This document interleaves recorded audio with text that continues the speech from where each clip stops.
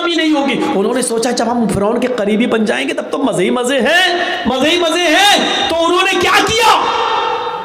موسیٰ علیہ السلام اور ان کی فوج کے سامنے اپنی رسیاں ڈال دی، جادو دکھانے لگے، رسیاں پھینک دی اور وہ رسی سانپ بن کے رینگنے لگی. سانپ بن گئی، ایسے چلنے لگی. وہ سانپ نہیں تھے، وہ سانپ نہیں تھے، لیکن دیکھنے والوں کو سانپ دکھائی دے رہا تھا. سانپ. موسیٰ علیہ السلام ڈرنے لگے، ایسے ایسے کرنے لگے ہیں. تو فوراً وحی آئی، اللہ تعالیٰ نے کہا لا تخف یا موسیٰ، موسیٰ ڈرو نہیں، جن کو تم سانپ سمجھ رہے ہو وہ سانپ ہے نہیں، وہ رسیاں ہی ہیں، یہ طلسم ہے، یہ جادو ہے.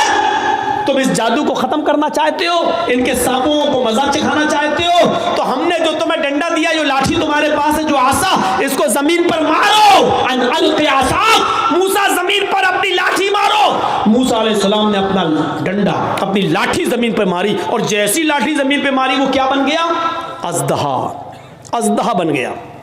اس نے منہ کھولا، اور جیسی منہ کھولا کر کے اندر کو سانس لی، باہر کو نہیں، اندر کو جو سانس لی تو جتنے سانپ تھے اڑتے ہوئے گیا، اس کے منہ میں گھس گئے اور سب کو کھا گیا.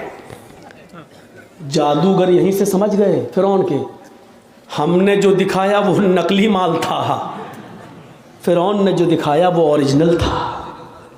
ہم نے جو دکھایا وہ ڈھونگ تھا، موسیٰ نے جو دکھایا وہ اوریجنل تھا.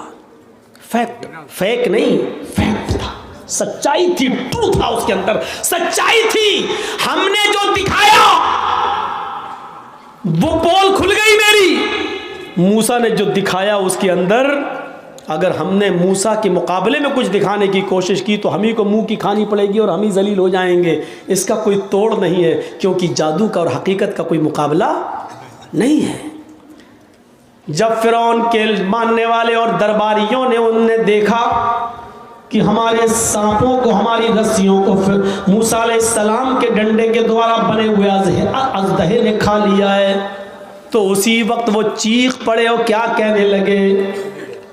معلوم ہے ان کی زبان سے کیا نکلا؟ ان کی زبان سے جو جملے نکلے وہ جملے یہ تھے، آمنا برب العالمین، رب موسیٰ